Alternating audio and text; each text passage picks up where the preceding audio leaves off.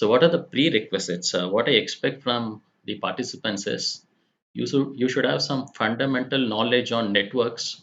We'll not be explaining the types of protocols or IP addresses, subnet masking, or anything like that. You should have fundamental knowledge on networks. I hope every participant has that. And you should also have some fundamental knowledge on Linux OS, the file directory structure, basic commands for copying files, removing files, moving files from one directory to another. So all these things are expected from the participants. And the third important thing is if you want to try whatever I am going to show you without any problems, without any real hiccups, you have to have if you have 16 GB of RAM in your systems and 1 TB of hard disk, then it be you will get better performance, and you should have a very good internet connection, high speed internet connection, because you're going to download GBs of data and set up this environment. So the problem with security testing is setting up the environment and setting it in a secure way. So if you have a very high performing system and a very good internet connection, things are going to be easy. um, you can also go ahead and parallelly install and set up things with me, but have this thing in mind: have a 16 GB of RAM and 1 TB of hard disk. So again, before starting this word of caution, we'll be looking at how to use Kali Linux distribution for information gathering and web application penetration testing on virtual machines. One thing is, please don't try these things on systems for which you don't have permission. We are going to test everything in a secure environment, and it is not exposed to the internet. So if you don't have written permission to test on any system, please don't try these things, and you will have to face serious consequences if you do that. So we'll go forward. We'll start our presentation. The very first thing is what is virtualization? You might have learned virtualization in your syllabus. So what is virtualization? I will go with a very, very simple definition. I like this definition very much. It is the ability to run one or more virtual instances on a physical computer. So I will give some examples here. Say if you have a laptop and you want to have an operating system installed on it, obviously you can have any operating system installed on it.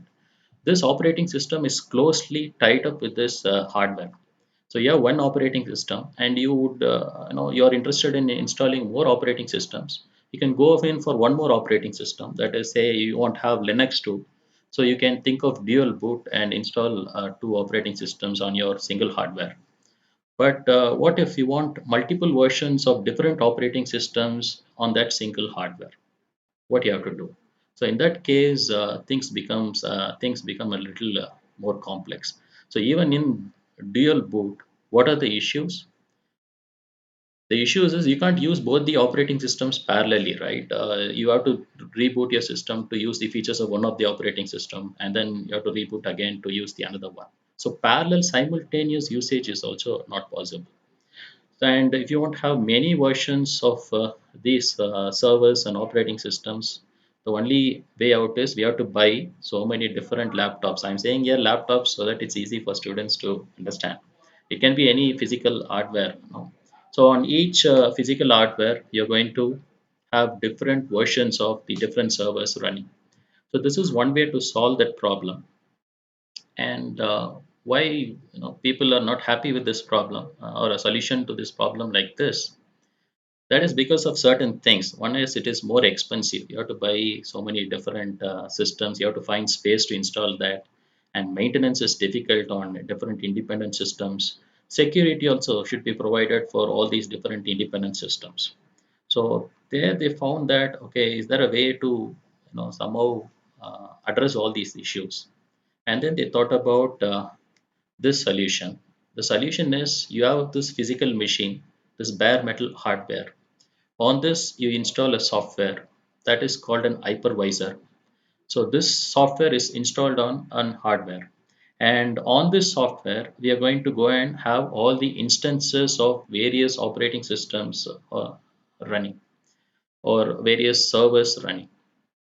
So here there is just one physical machine, and on that we have an hypervisor, and on that we have all these instances running.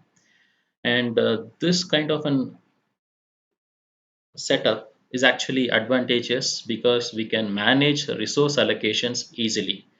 What is resource allocation? Say this physical machine will have some RAM, will have some hard disk, will have some processor, say, and these instances, it's not that always all the instances need all that load, right? Sometimes Microsoft server, this may be handling much of the load, and maybe this server will be having less of the load. So in that case, what we can do is we can allocate all the, say, we can allocate more RAM and more processing capacity to this server, and we can have the allocation to be very less on this server. So we can manage our allocation, thereby we are effectively using our resources in a setup like this. And maintenance security is also easy because it's all in one place on one physical machine. Another very important thing is recovery is easy. Say if one of the instances it goes down, you can very well move it to another server. It's just like copying an application. So it's just going to be that easy. Transforming from one server to another is going to be very easy.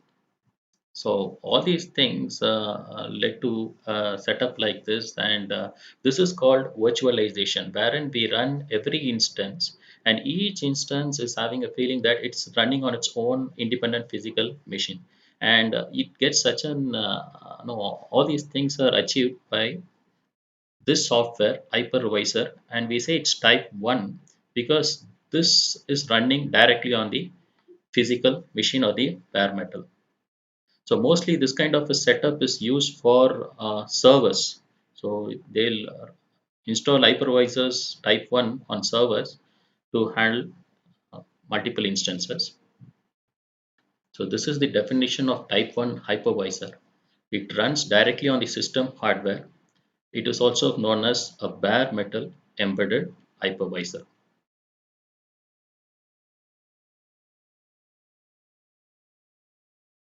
So we have some products in the market on type 1 hypervisors. So VMware, Microsoft, and Citrix Zen Server. So these are some of the products. As I told you, this is for an enterprise installation, and this is not free. So you have to purchase product licenses to actually enable and run these hypervisors. We have one more type of hypervisor. It is called Hypervisor Type 2. We'll see with an animation what this hypervisor is. Again, you have this physical machine, and on this machine, we are going to have an host operating system. This can be any operating system you install on this physical machine. And on this operating system, we are going to have this hypervisor.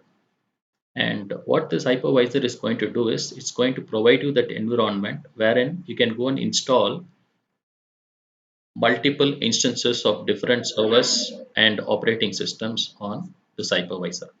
So this is the one that we normally use. Even in my own case, if I am in a distributed database classroom, I have some databases that run on Windows and some databases that run on Linux, and we have to create a cluster of systems. So in that case, I would be interested in both different types of operating systems running parallelly. So on my laptop, I'll be having a host operating system. On this, I'll install type 2 hypervisors. Above that, I'll be going in for various instances of different servers and operating systems. So type 2 hypervisor is run on a host operating system, whereas type 1 is run on a physical machine directly. So for our demonstrations, we are going to go with a type 2 hypervisor. And we have type 2 hypervisors in the market by some of these popular companies. We have VMware and Microsoft Virtual PC and Oracle VirtualBox. For our demonstrations, we'll be using Oracle's VirtualBox. So why Oracle's VirtualBox? Because it's free open source and no need to get any license for that. And it's also very popular. So we'll look at what VirtualBox is. VirtualBox is a powerful x86 and AMD 64 virtualization product. And the very important thing is it's very feature rich, and it is the only professional solution that is freely available as open source software. And you can see VirtualBox runs on Windows, Linux, Macintosh, Solaris, and these are hosts. I told you, right? What is a host? I'll be calling this operating system as the host, whereas the instances as the guest operating systems. So it supports a lot of hosts, and it supports a wide variety of guest operating systems too. So that is a simple introduction to VirtualBox.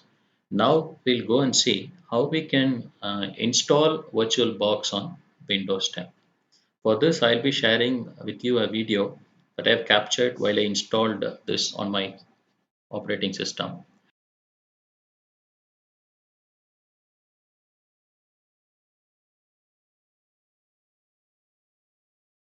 Okay, now let's take a look at a demo on how to install VirtualBox in our systems. For that, we need to go to Google and we have to search for VirtualBox. And you go to the very first link that's coming up, Oracle VM VirtualBox.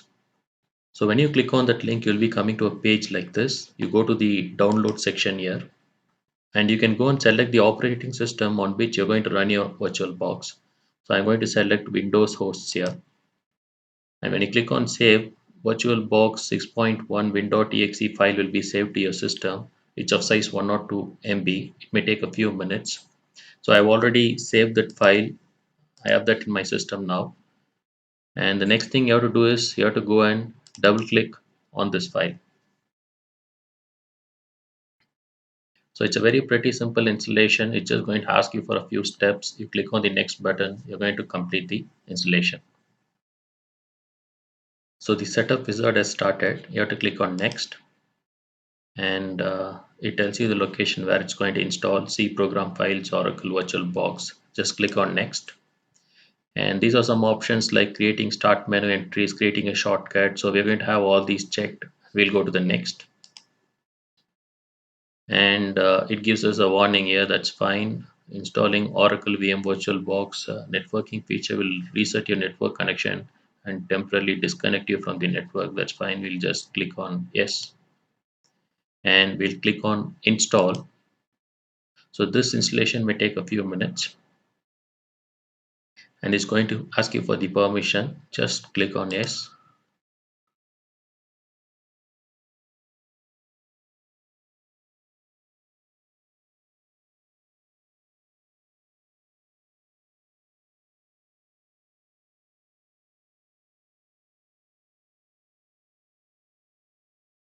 Okay, it has finished the installation. Now let's click on finish. So our Oracle VM VirtualBox installation is done. The next step is we have to go ahead and install Ubuntu on this VirtualBox. We'll also be installing Kali Linux distribution on this VirtualBox, and we'll be creating a virtual network using Ubuntu and Kali Linux for our demonstrations. We'll be looking at these things in the coming videos. So that was the simple demo on how to install VirtualBox on Windows 10. That is the very first step. You guys can go ahead and install that on your systems. The next thing is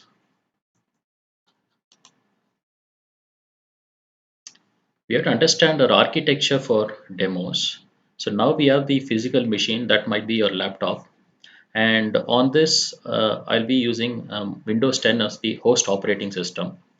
And on this we have this type 2 hypervisor VirtualBox installed now. So after this, what we are going to do is we are going to have some instances installed. That is, we'll install Ubuntu, and we'll also install Kali Linux. This is another Linux distribution. And we'll also be installing one more Linux distribution that's called Metasploitable 2, which is actually it's a vulnerable Linux distribution. It's used for penetration testing. So we'll be using all these things.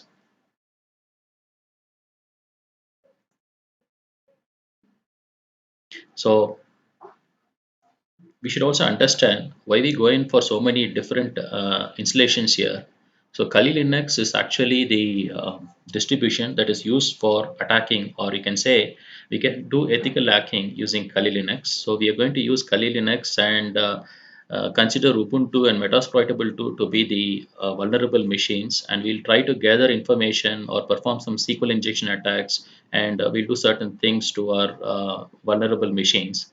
And we'll also play defense using Ubuntu. What do you mean by playing defense? We'll be installing an intrusion, uh, network intrusion detection and prevention systems not on Ubuntu, and we'll try to capture whatever packets coming in from Kali Linux, and we'll be able to say that okay, here we are detecting the attacks from an hacker. So these things we are going to do. So for that, we have to go and install all these instances separately on a VirtualBox. So that's a time taking and strenuous thing. So let's go and take a look at few more demos or videos on how to install Ubuntu and how to install Kali Linux on VirtualBox. Okay, we have finished installing VirtualBox on our systems. The next step is we are going to go and install Ubuntu on this VirtualBox. For this, we are going to download Ubuntu 20.04 LTS. So how to download Ubuntu? You can go to Google and search for Ubuntu here, and you go to the very first link, and in this page you go to the download section, and you've got so many different types of Ubuntu available, and we are going to go ahead and download Ubuntu desktop. So for our demonstration we are going to download Ubuntu desktop. So we have here 20.04 LTS. LTS here means long term support. So what do you mean by long-term support? The support or the patches and then the maintenance for this particular release will happen for the next 5 years. So every 2 years, Ubuntu is releasing a long-term support version, and this version was released in April 2020, and we'll be using this for our demonstrations. So let me go ahead and download it. Just click on this link.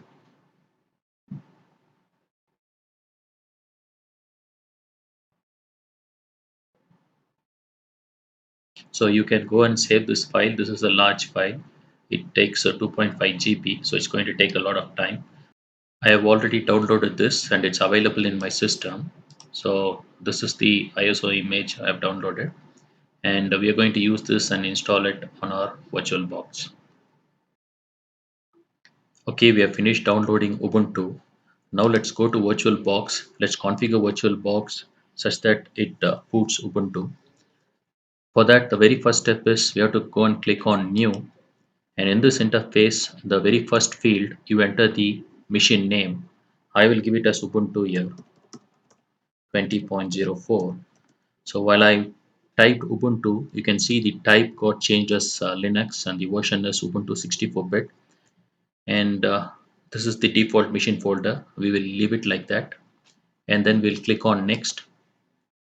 Now we have to allocate a RAM for our virtual machine. The recommended memory size here is 1024 MB.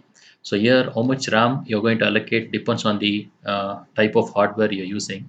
I've got 8 GB of RAM installed on my system. So I'm going to increase the RAM size for my virtual machine to 2 gigabytes here.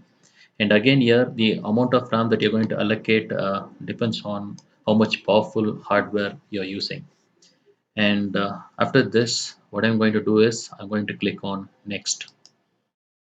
So here it's asking us for allocation of a virtual hard disk, and the size of the hard disk is mentioned as 10 GB. So we'll go and create a virtual hard disk for our virtual machine. Let's click on Create, and it is asking you for the type of hard disk file. For our demonstrations, we'll go with the very first setting, VirtualBox Disk Image VDI. We'll click on Next. And now it throws us two options. It's asking us whether the virtual hard disk should be dynamically allocated or whether it should be a fixed size file. What do you mean by dynamically allocated? The space for the hard disk file will be allocated based on the requirements, and the file will start using of space only when the need arises. Whereas when you say it's a fixed size of 10 GB, the space gets allocated well in advance. And you can very well see here a fixed size hard disk file may take longer to create, and we'll stick to a dynamically allocated option and then click on next.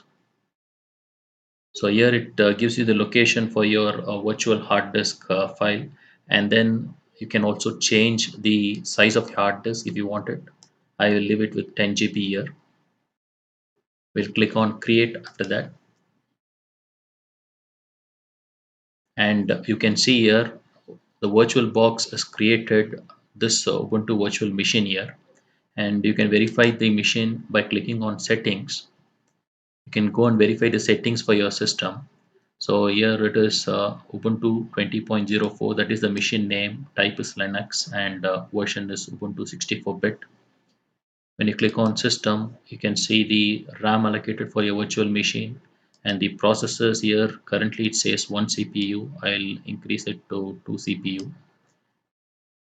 And we have to do one more thing. We have to go to storage, and we have to map the Ubuntu ISO image here. We'll click on empty. We'll go to optical drive, and then we'll choose this file, choose a disk file, and we'll select our Ubuntu desktop ISO image, and we'll click on OK. So now we have mapped the ISO image to our VirtualBox. Next thing that we have to do is we have to boot Ubuntu from within VirtualBox. For that, we'll go ahead and click on start. So now this is going to take some time, and it'll start booting Ubuntu on VirtualBox.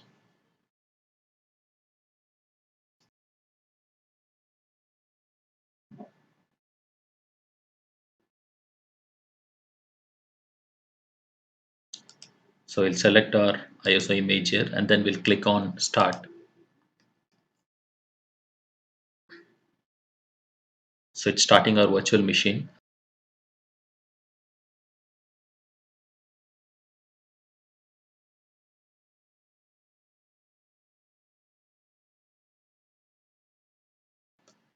And here on the left hand side, you're going to select the language of your installation, and then it gives us two options: try Ubuntu and install Ubuntu. We'll click on install Ubuntu,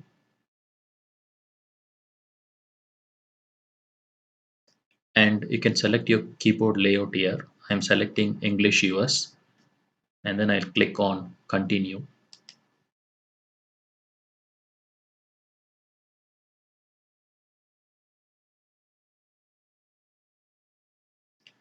So here comes the next important thing. What apps would you like to install to start with? And I'm going to uncheck this option, download updates while installing Ubuntu. As it says here, this saves time after installation. So now I'm not going to download any updates, and I'm not going to install any third-party software for graphics and Wi-Fi hardware. So I'm going to uncheck these options, and I will go with normal installation. I'll click on continue. In the installation type, it's asking us whether we have to erase disk and install Ubuntu. Since we are installing it on the virtual machine, there are no issues. So we can go ahead with this option and click on install now. You can go and select your time zones here. I'll go with the default time zone given here. Let me click on continue. So in this screen, you can go and give your name.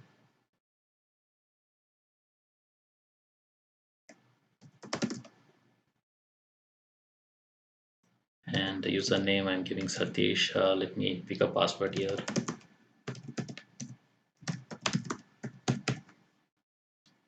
And I will say login automatically.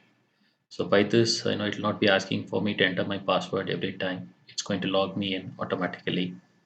Let me click on continue.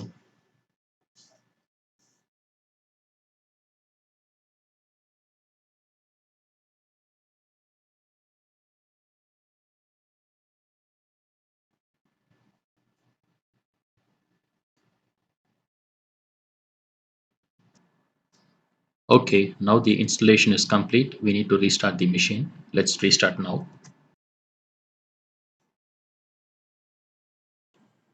Okay, the installation is done and Ubuntu is up and running. Let us go and search for terminal. So here's a terminal.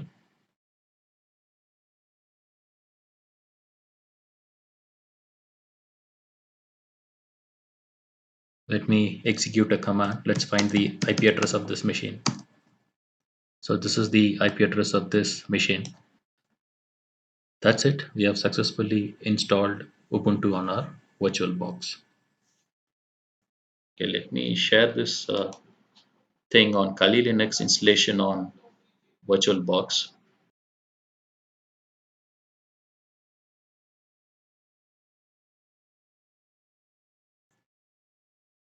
Now let us take a demo on how to install Kali Linux and VirtualBox.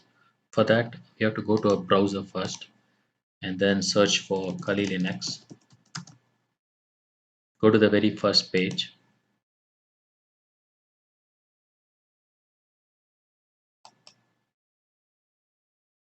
and go to the download section. Download Kali Linux.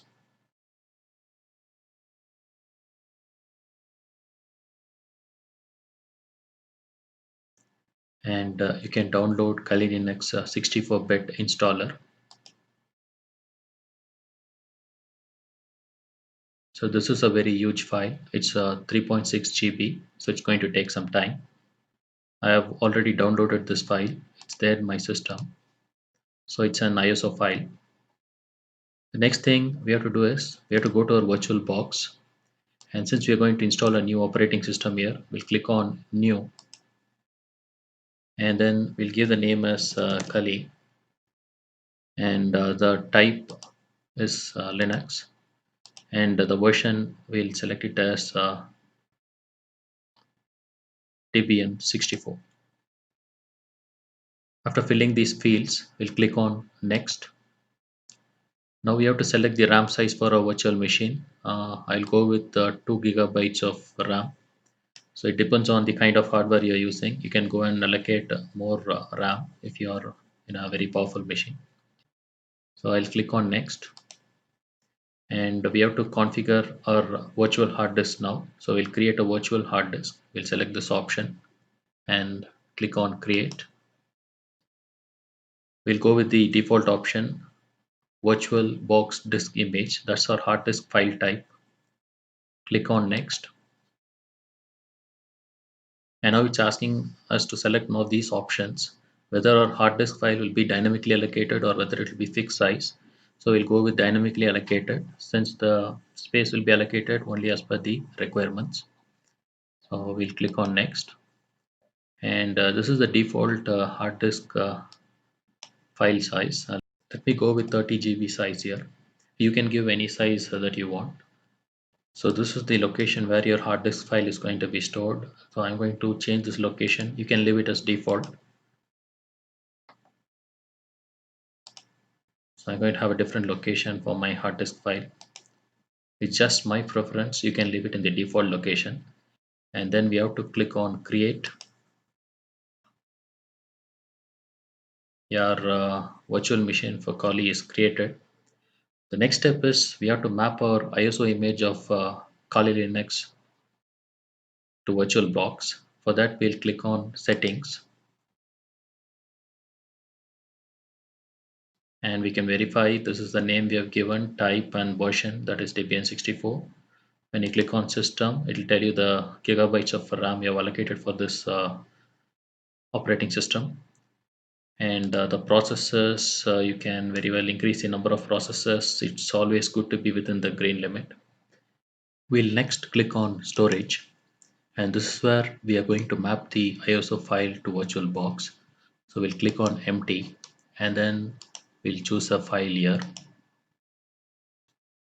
So we'll be selecting Kali Linux 2020.2 installer.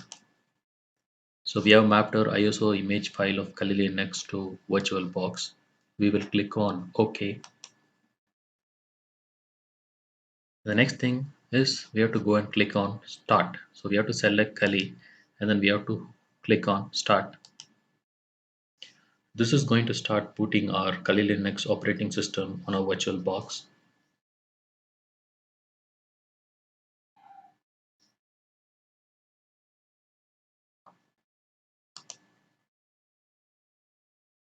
Select the file as Kali Linux 2020 and then click on start.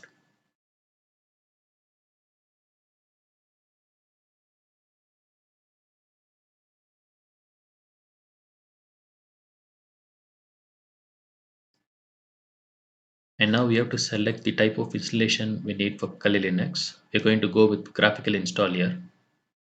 Just click enter.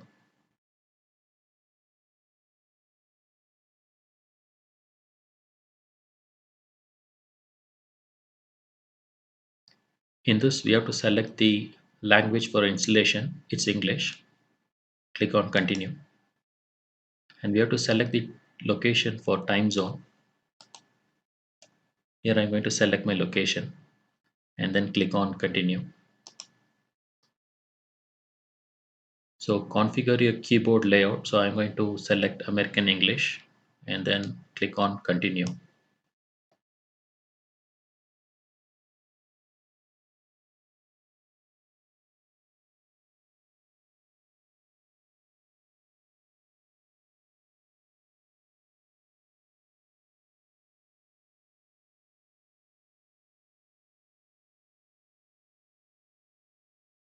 And then you can give your host name here. I'm going to leave it as Kali. Click on continue. And it's asking you for the domain name. For now, we'll leave it as blank. We'll click on continue.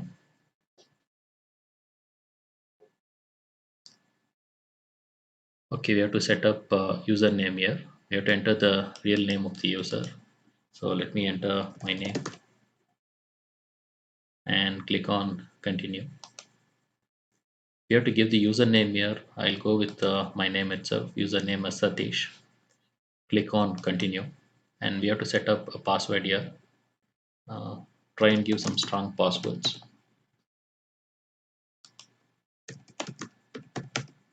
So retype your password and click on continue. So please try to remember the username and password that you've given here.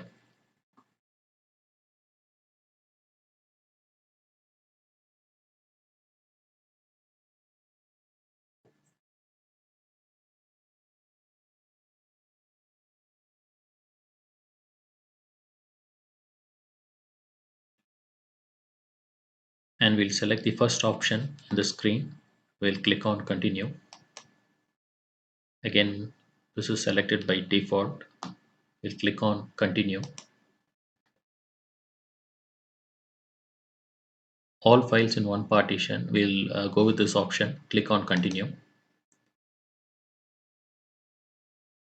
Yeah, we'll go with this option and we'll click on continue.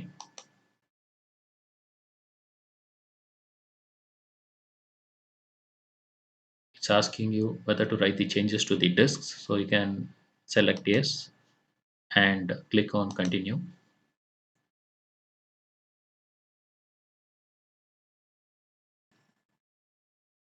Okay, in this screen, we have to select the tools and the desktop environment that we have to install for Kali Linux, and we'll go with the default. So this will install the default desktop environment and the default collection of tools. Let's go and click on continue.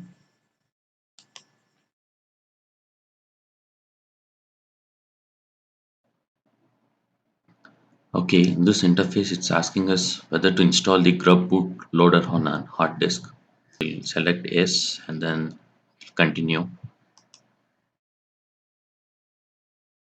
And we have to select our hard disk drive and then click on continue.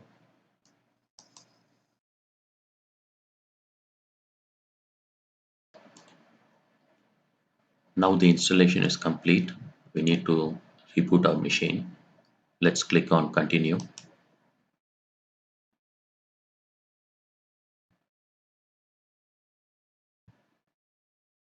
The system is rebooting now.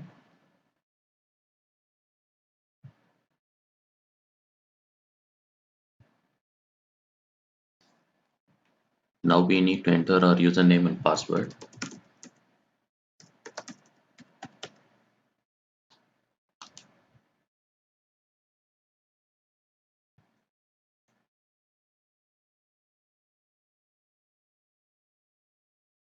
Okay, finally our Kali Linux installation on VirtualBox is done.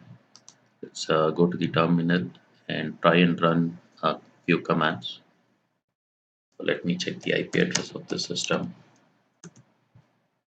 Okay, this is the IP address of the machine. So that's how we install Kali Linux on a VirtualBox in Windows 10.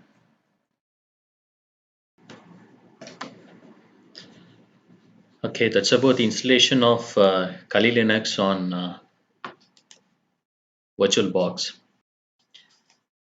So yeah, our installation of Kali Linux is done. The next thing is creating a network of virtual machines on VirtualBox. This is very important. We'll be looking at three types of networks. And before even going into that types of networks, let me tell you our architecture for demos.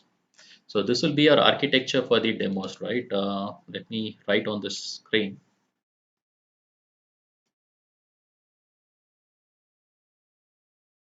So we have our hypervisor VirtualBox and we have successfully installed Ubuntu. We have installed Kali Linux and some of these systems should come and form a network. Only when they are in a network, they can communicate with each other. We can send packets, we can direct packets and things like that. So we have to see how to create a virtual network of these machines. For that, we'll be looking at three types of networks in a VirtualBox. One is NAT network and host-only adapter. I have a video demonstration for how to create a NAT network and host-only adapter, but we'll understand these things from a theoretical perspective too. So when you're creating instances on the VirtualBox, obviously the VirtualBox is going to assign IP addresses to each of your virtual machines, and this will be done by the DHCP server.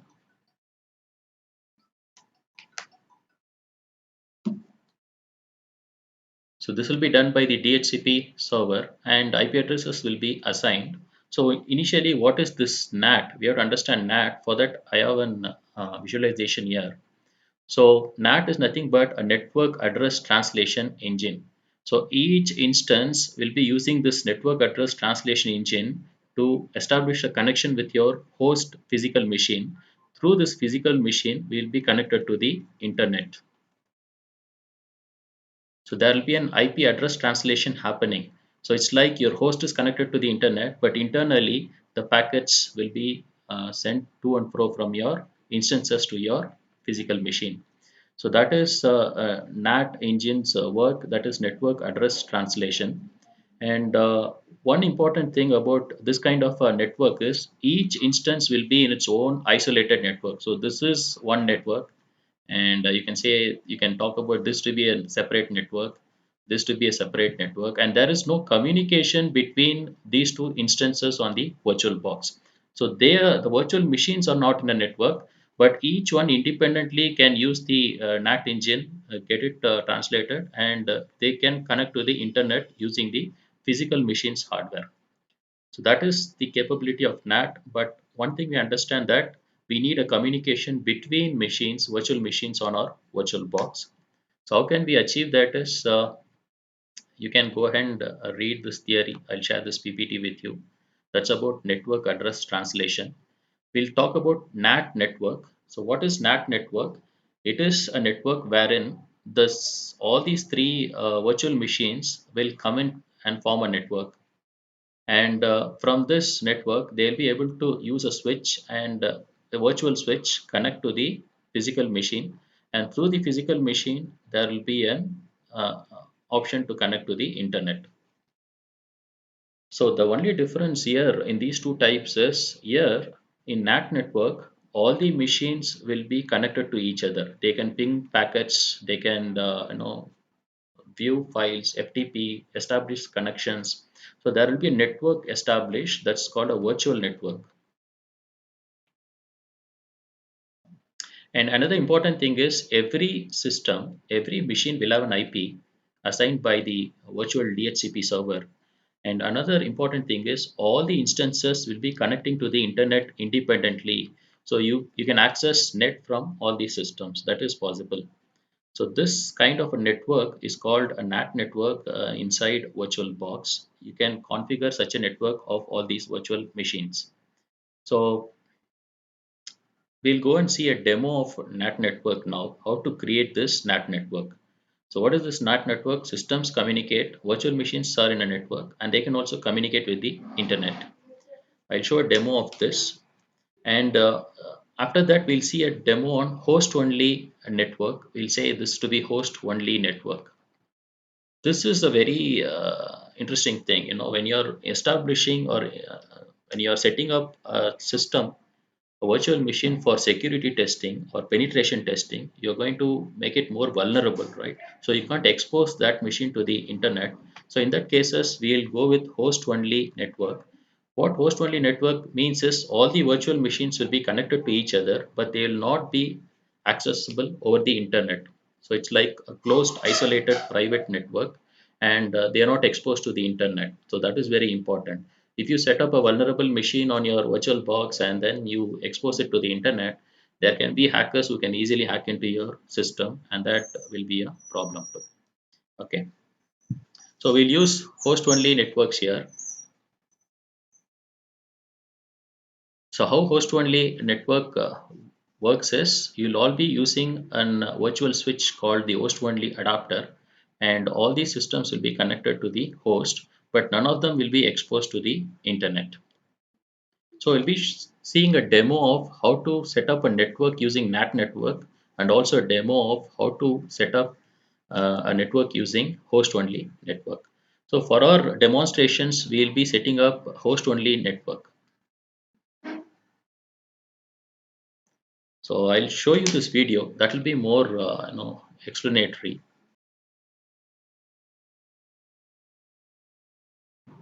In this demonstration, we will see how to connect two virtual machines and create a virtual network. So in my previous videos, I have shown you how to install Ubuntu on VirtualBox and also Kali Linux on VirtualBox. And these two operating systems are running on my host machine.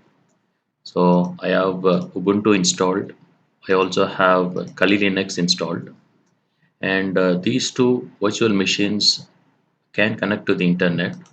If I go to the browser on Ubuntu and click on google.com, so this connects to the internet. Likewise, Kali Linux, I can go to my browser, I can connect to google.com.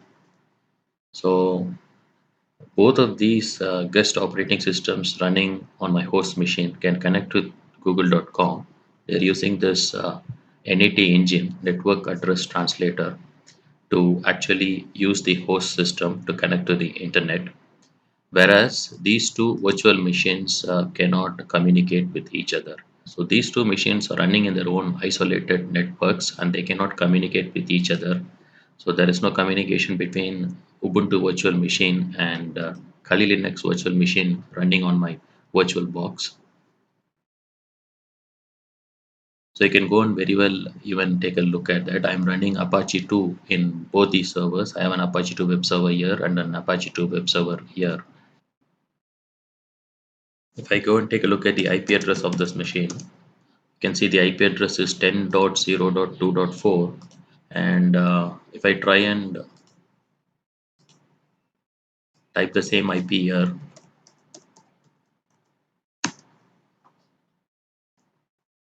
I'm not able to invoke the Apache Debian Apache 2 servers web page here because this is not connected to this machine.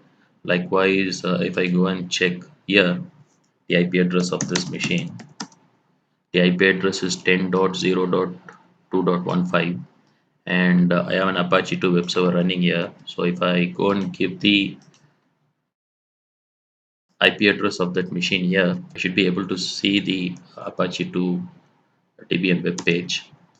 But since these two machines are not connected, I'll not be able to actually connect to this machine and look at the server's web page.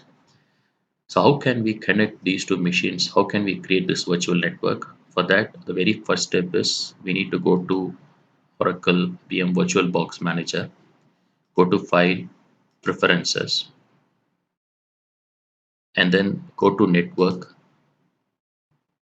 Here, you create a new NAT network. So click on Add, and you can go and edit NAT network here. You can see the properties here. Just click on OK. So we have created a new NAT network. So that is the first step. The next step is we have to connect these two machines to that new network we have created. So you go to Ubuntu, go to Machine, Settings, and then go to Network. Here, go and select NAT network, and you'll be getting that NAT network you have created. Just click on OK. Okay, we have connected Ubuntu to our new network that we have created, and go to Kali Linux, go to Machine, Settings,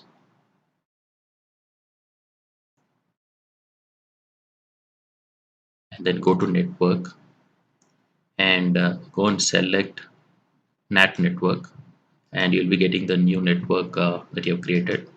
So click on OK. So we have mapped these two virtual machines to that NAT network we have created.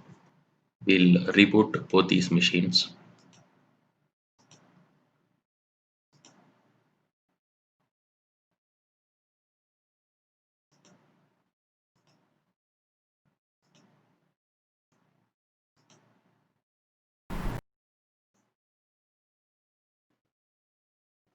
So both the machines have rebooted. So we have Ubuntu here and we have Kali Linux here.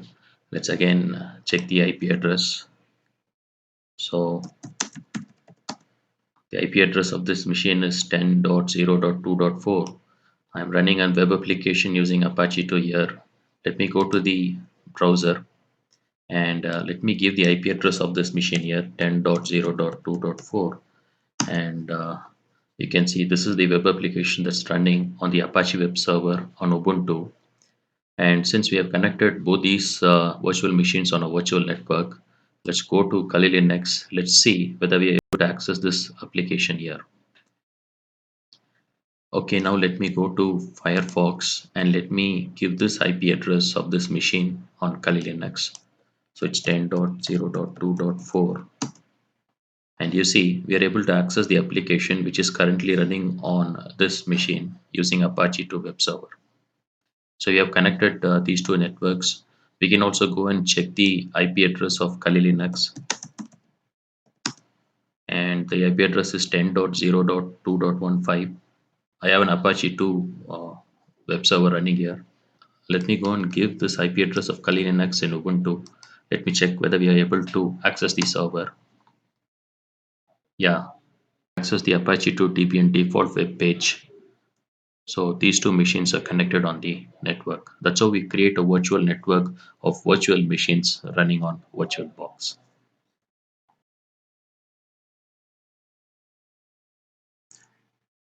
In this demonstration, I'm going to tell you how to create a host-only network on VirtualBox. So what is a host-only network? It is a network wherein the virtual machines are connected using a virtual Ethernet adapter. And these machines can communicate with each other, but they will not be accessible on the internet. It is an isolated private network, and it's a virtual network. So why we go in for such a setup is in cybersecurity testing, we may be in need of setting up highly vulnerable machines for testing. So we can't expose such machines to the outside world. So we have to go and create an isolated private network for all our testings. So this is very useful in that scenario. So I'm going to tell you how to configure an host-only network on VirtualBox. So I have my VirtualBox here. I have Ubuntu and Kali Linux installed on my VirtualBox. So these two virtual machines are connected using the NAT network. We have seen how to create a virtual network using NAT network in our previous video. If you go and take a look at the settings Under the network tab, we can see this is connected to the NAT network. And likewise, Kali Linux, if you go and take a look at the settings under the machines tab, when you go to network, you can see it's connected to the NAT network. So each virtual machine can in turn access the internet by using the host. Let's go and check whether we are able to access the internet here.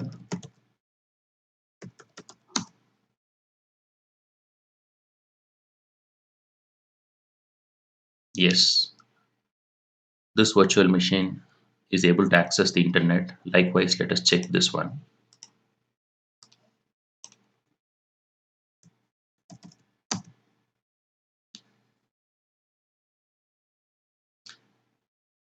And this virtual machine is also able to connect to the internet.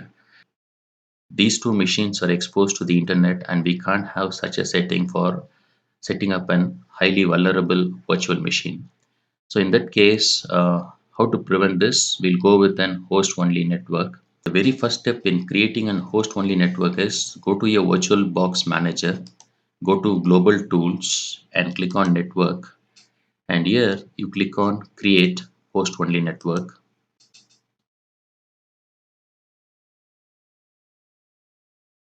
And then click on Yes.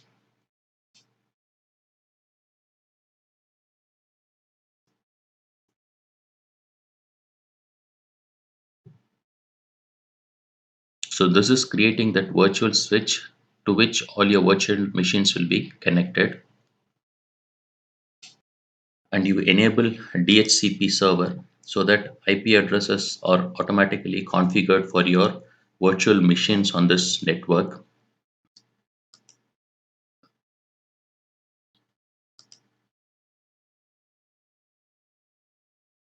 You can go and change the settings if you want, but we'll go with the default.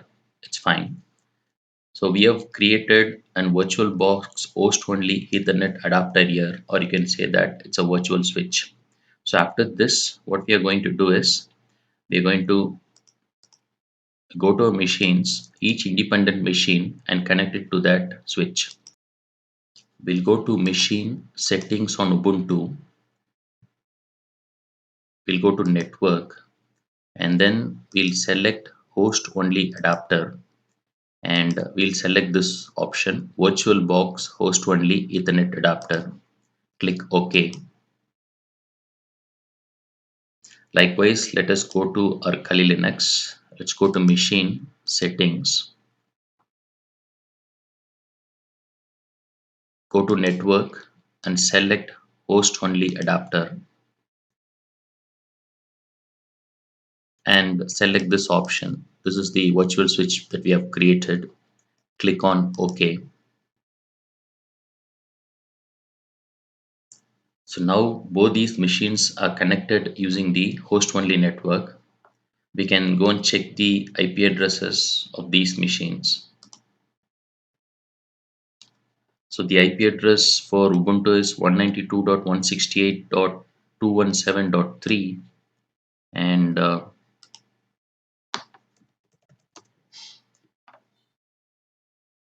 and the IP address for Kali Linux is